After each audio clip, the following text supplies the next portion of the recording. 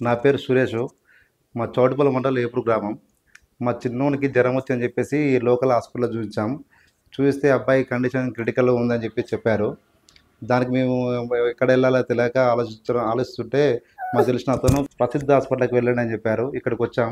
ఇక్కడికొచ్చినాక ఒక వారం రోజులు ఫస్ట్ వారం రోజులు ఉన్నాం ఇక్కడ. జ్వరం ఎక్కువొచ్చి సీబీపీ, సీఆర్‌పీ పెరిగిపోయినాయి.